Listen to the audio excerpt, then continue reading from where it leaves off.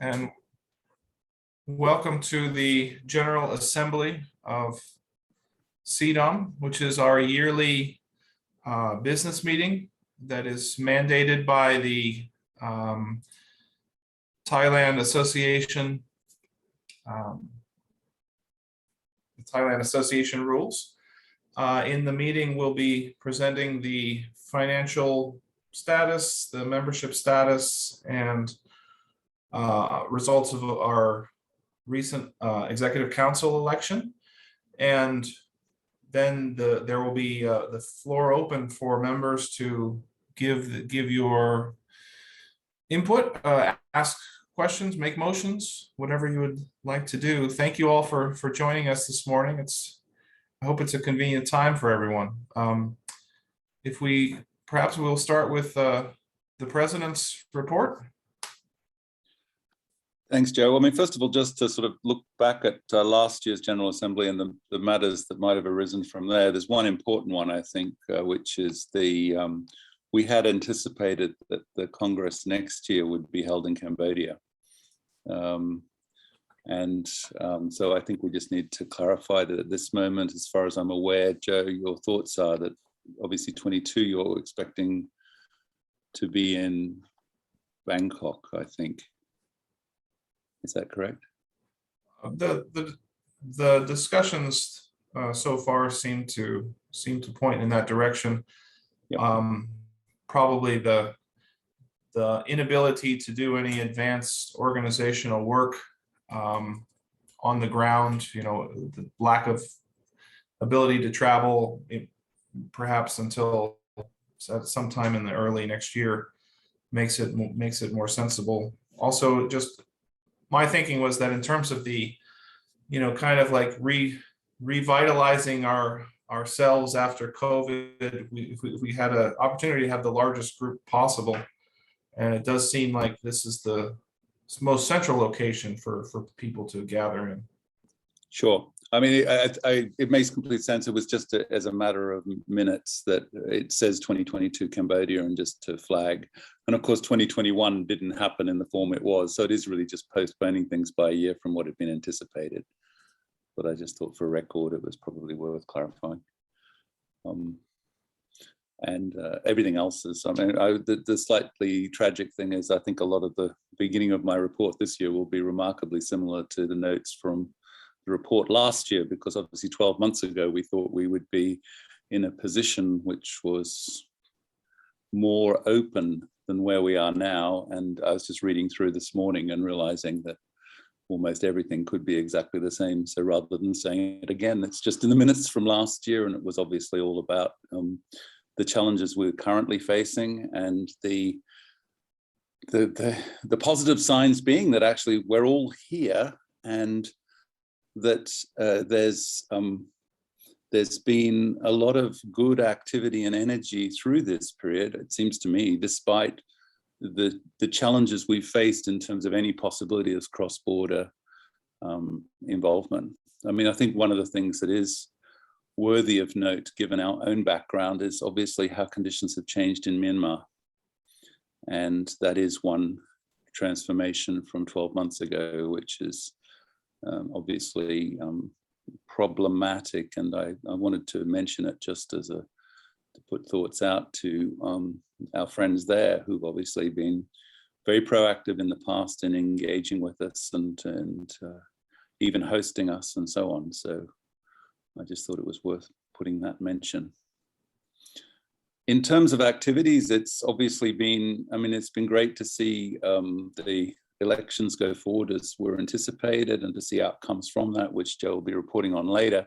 I did want to acknowledge the office, who's continued to offer excellent support during this time. And there's been, particularly with some of the elements as mentioned in last year's report, where there was a request from the last General Assembly for us to have some online activities and interactions. And I think particularly the last 3 online SEADOM events have been really well attended, and the message seems to be getting out. And my understanding from Joe is that the degree of engagement, with membership and so on, has continued. I mean, I think in some ways, the capacity to have presence online through this period has actually brought a greater international visibility to Southeast Asia than might have been the case previously. The other thing just to report is obviously some of the ongoing interactions with our colleague organizations elsewhere, particularly the European Association of Conservatoires and the International Music Council, who've continued to be engaged. And it was good to see quite a few people involved with that in the events in November.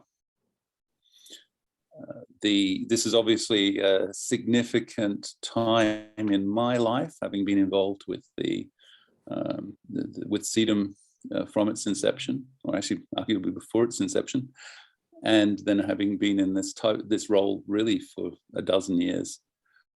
And it's been really heartening to see the degree of evolution. I mean, culminating, it seemed to me yesterday, with the presentation of the 30 Under 30 project for 3 hours by people in the main under 30, giving their insights and sharing their identities with each other and with us. And I mean, that was something we couldn't possibly, I think, have imagined 12 years ago. So if we think of what happened yesterday, the technologies that were involved, the diversity of inputs that were involved, the questions that were being raised, the sense of connection and interaction and sisterhood, brotherhood, whatever you want to call it, camaraderie, is really, really beautiful. And it's great to see some of that happening. A lot of that happening, in fact. I think it reinforces in this point of transition that our value as a collective ought to be about sharing and contributing and participating, perhaps at least as much as presenting. That actually it's really great, for example, with the Princess Galiana Wagner Institute's event at present, that we can all be connecting through a partnership other than our own. And we're also seeing a number of these flowering. And if we can continue to get those, the visibilities of those and the connectivity with those, rather than having to be put through a central office, that probably will make a lot of sense. These are straightened times, and we all know that. It has potential risks, I understand, even in terms of capacity to support existing activity and so on. And one of the things on the horizon that has been flagged to me is that we may, the support we've had from Mahidol in terms of not just physical space, but also in terms of access to staffing and so on, as with many other activities of the present, could be at risk. And so it's just something to put on the horizon in terms of risks, how we can ensure continuity when this is obviously a very valuable thing, and when that support has been there so far. And I'm saying that more that we as institutions may need to think about how we can support the support. For the last decade, actually, certainly Yong Soo To has been giving some support into the beyond the membership involvement, because we saw it as strategically valuable to have this regional interaction.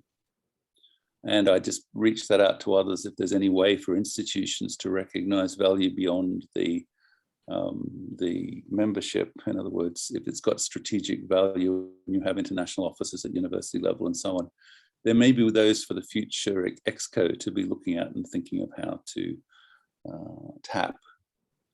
I remember at least one conversation elsewhere in Southeast Asia where it was clear that the international office of the university would have been supportive of SEADOM because it was part of ASEAN and so on. And that would have actually ticked the box of the Pro-Vice Chancellor. So the Pro-Vice Chancellor would have looked good to give the money to SEADOM. So anybody else out there who would look good giving money to SEADOM should be invited to take that possibility forward. So basically, I think that's all I had in terms of core points to make at this stage, just to acknowledge it's great to see you all. I will be, as anybody might have seen from my presentation on Wednesday, I'll be looking to try and energize that where I am now in Queensland is a place that connects into Southeast Asia, and that we try to think of the Asia Pacific as a region of which Southeast Asia is actually at the center. So if one looks, as I do now, at Southeast Asia from outside of Southeast Asia, I see a place that looks west to India, north to China, and southeast to Oceania. And that puts you all in the center. And I think this is a potential decade for that evolution to become even more richly resonant globally. So part of, I think, our progress needs to be to connect with each other, but part of it is also to sing for Southeast Asia. And I think we've been doing that well, but that the momentum for that can grow. And I see a lot of potential for that in the 30 under 30 group, but also it's our responsibility to make sure they are known. I mean, I must say, finally, that just in sharing some of this interactions in the local environment here, a lot of people have been stunned, but also had been relatively ignorant up until this point. We're going to have to work proactively to get those voices out, because there's a risk in much of the world, particularly in straitened times, that the world isn't looking for energy from new sources. So in an ecosystem that is looking for new sources, let's hope we can provide. Thank you all. I'm very conscious when we met 12 or 13, or it's actually now 14 years ago, there were a small number of us that have continued on that journey, but actually it's now a very small number, actually. Is it you and me, Anantai, and Shahanam?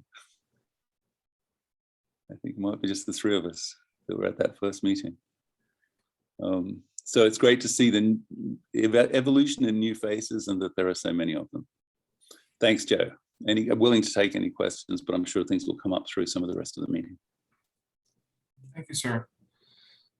If we move to the office report, I'd like to, first of all, thank the SEADOM office staff who do such an incredible job of keeping the ship pointed in the right direction.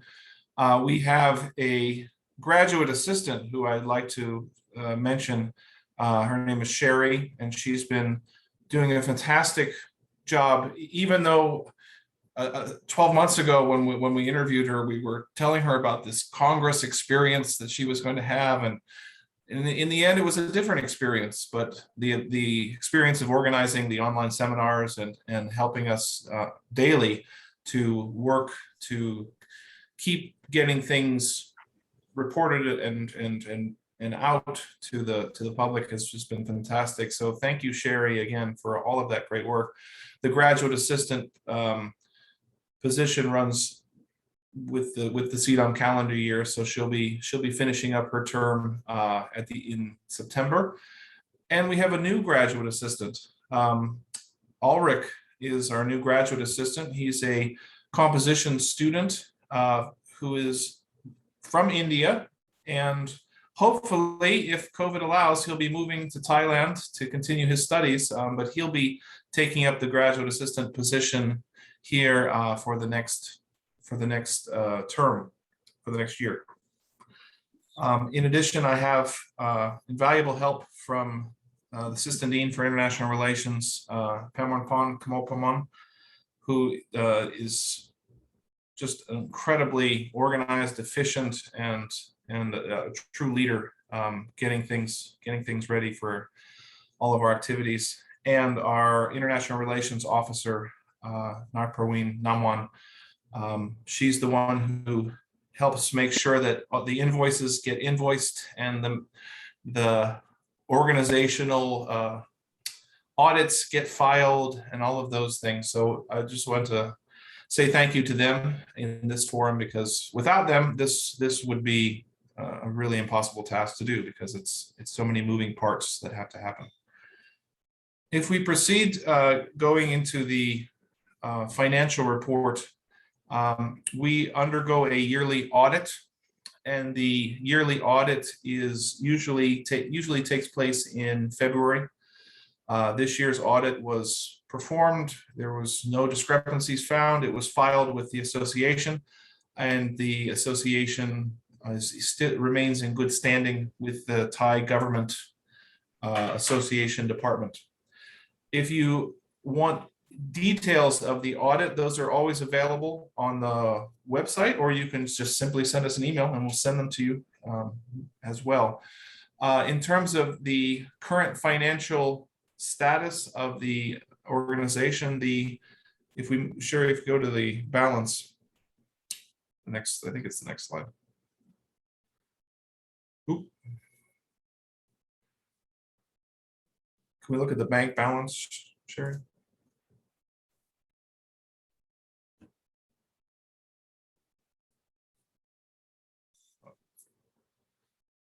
Well, while she's getting that up, we have a detailed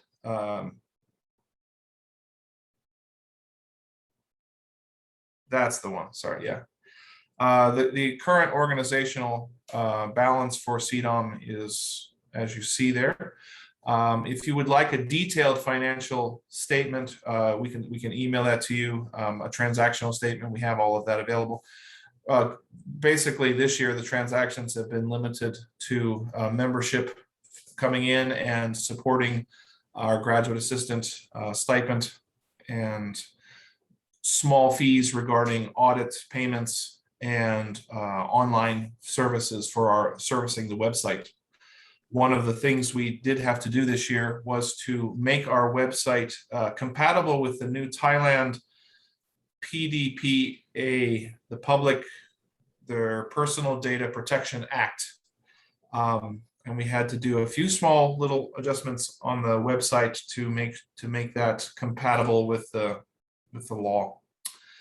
Looking at the membership for SEADOM, the current membership remains remarkably steady, which we're grateful for. We haven't necessarily grown, but we haven't lost either. We're kind of at the same point we were 2 years ago. So it's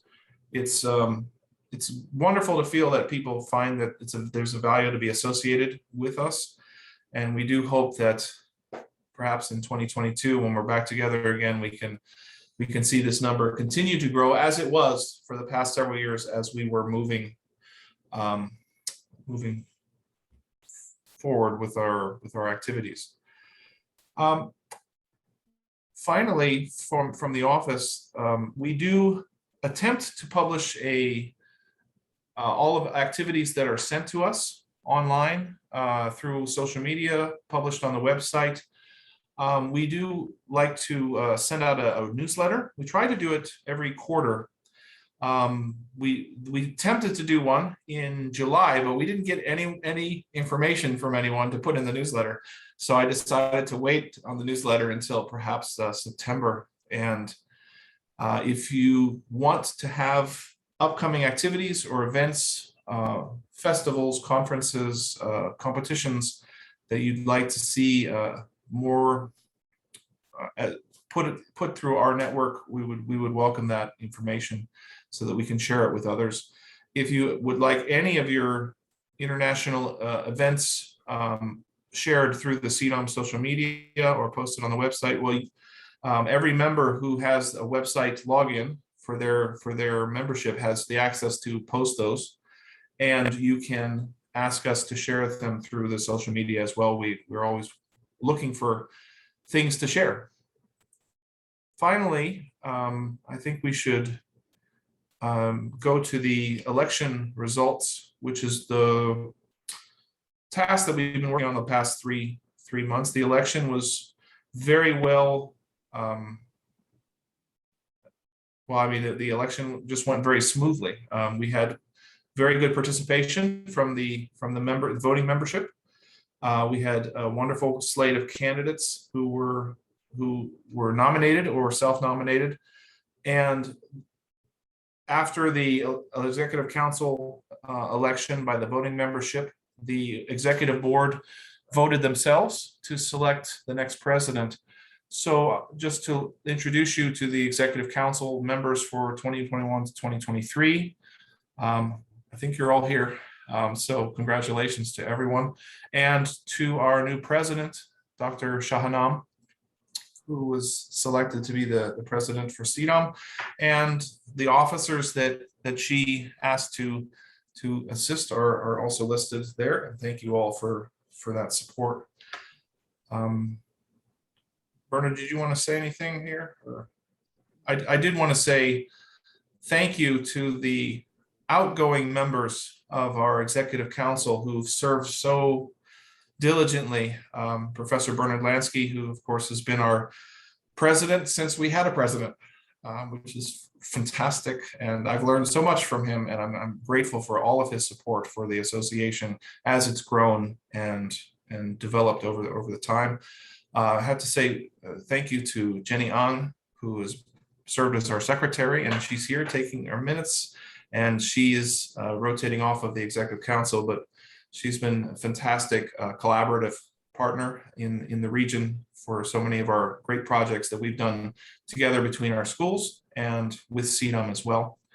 And Dr. Citra, who I don't think is here today, she'll be rotating off the Executive Council, and she's been incredibly a wonderful person to work with. She was instrumental in our Yogyakarta, Indonesia conference hosting, and helped to make that such a tremendous success as well. Those are all of the information that I wrote down for sharing, and are what we're required to report legally. So from this point, it's an open floor for membership to share your thoughts, concerns, suggestions. If you wish to make a motion, I suppose we could do that, although we tend not to stand on ceremony with these meetings, but the floor is open. Thanks, Joe. Just first to acknowledge you for all of your work through this time. It's been fantastic working with you, and you've obviously evolved the association in very strong and healthy ways, and really wanted to sort of take this opportunity to say that actually the whole project would not have been possible without your proactive endorsement and involvement and passion and care all of this time. So just to really recognize that. Also, Jenny, thank you obviously for everything that you've done for this, particularly over the last, I think it's 4 or 5 years when you've been in the secretarial role. It's been great to have somebody who reminds me what I'm meant to do, and I guess that's the two of you really. So thank you very, very much. And Citra, of course, also Citra for her advocacy, both in helping connect CMEX forward, and also, as Joe said, the linking into the amazing Yogyakarta event the last time we were able to get together. So it's just wonderful. And then finally, I just wanted to acknowledge how great it is to see such a strong team of people in place to take this forward. I have total assurance and respect for what I see there. And it's just really, thank you, Shahanam, for being willing to take on the role, and to the team that's coming in there. Nice to see some new faces there, and also to see some people who are obviously extremely strong and capable in serious and significant positions across Southeast Asia. It's a wonderful association within the association. Congratulations.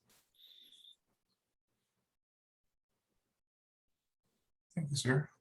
Are there any comments, questions, discussion points, motions from the membership? That's what I like to see. So hi, Joe. Sorry. yes. Can I just suggest something right now? That, with what Bernard was mentioning about the 30 under 30 project. So I've been working on it with NOTI in the past few months. What we're trying to do is we're trying to get more buy-in from institutions to propose potential students to join the project. So just wanted to mention that, if anybody here knows of students who might benefit from the visibility that the project gives them, students who are, have this amazing amount of energy and innovation and ideas that, so that they might be able to work with like-minded students from across the borders, please do nominate them. The link is here. Okay, I think Anotai has the link. So yeah, so I think we're really looking forward to growing it with member institutions as well. Thanks, Hui Ling, and thank you for your work on that. But also, just to clarify, it's not only students, it can also be recent alumni and so on. It's actually people who are demonstrating early stage leadership capability or potential, so they get to know each other as soon as possible and start collaborating with each other. In one way, it becomes a sort of mini cultural exchange opportunity. So it is an internationalization possibility, but I think it's also possible that it's also important that the people are sufficiently advanced, that their identities are flowering, and that it's sort of advanced student into early stage alumni. But thank you, really good point to make that. Yeah, thanks, Wendy. Van, yep. Hi, connected with 30 under 30, I think it's a wonderful initiative, and thank you for that. I just want to know if the individuals identified or who now belong to that network, will they be considered as members of SEADOM as well, it being a project of SEADOM? I don't know that we've ever discussed it, but it's certainly a good idea, I think.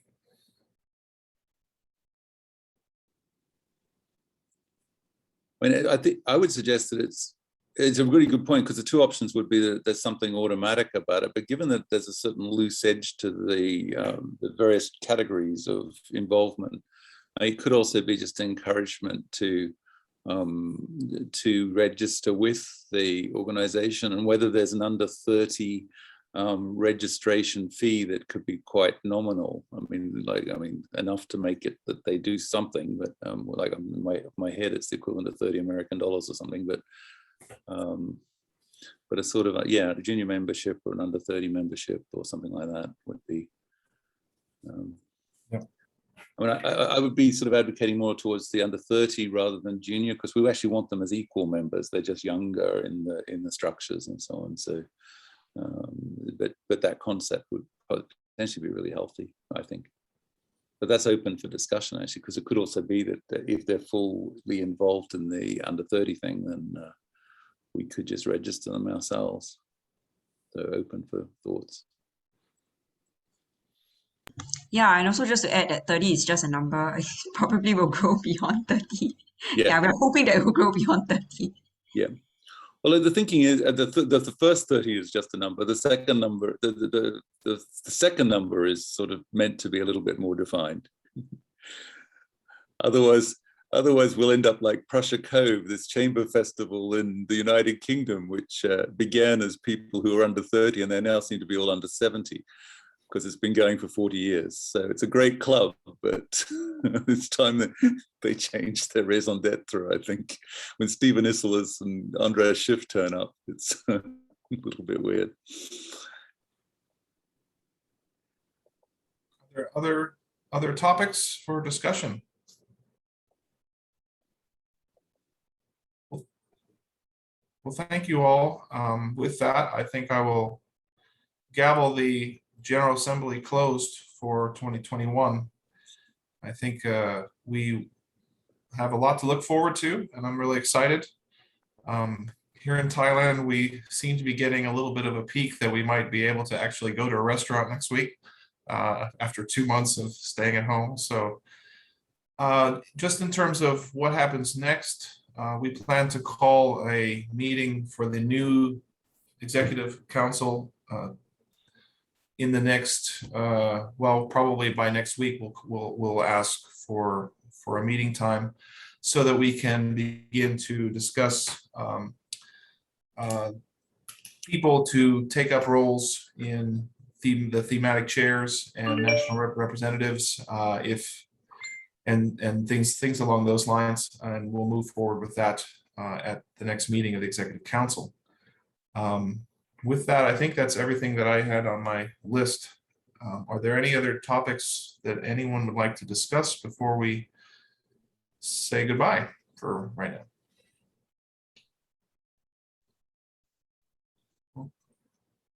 Okay. Hey. Well, Well, I just wanted to clarify one thing on your list of membership. I see you had Australia in active membership. I didn't know Australia was part of Southeast Asia, but as I will be anticipating creating a new associate membership, I assume it's an associate membership from Brisbane. I thought I better just check which category I'm applying to. I didn't look at that very closely. No, it says that there's one Australian member in the active members. I think it's just in the wrong column, but if Southeast Asia is moving into Australia, that would be good to know. I'm totally supportive. Thank you all. Thank you all Very much. Thank you. Forward to seeing it evolve. Thank you for all of that, and have a great morning or afternoon wherever you are. We'll talk again soon. Thank you. Cheers. Thank you. Thank you, Bernard. Thank you, Jenny. Thank you, everyone. Thanks, Shahana. I have Good luck. I have big shoes to fill. I'm a bit nervous. You'll be fine. We'll catch up soon. Okay. Yep. Cheers. Thank you. Thanks, Shahana. Everyone. Bye. Thank you. Thank you. Bye-bye. Bye-bye.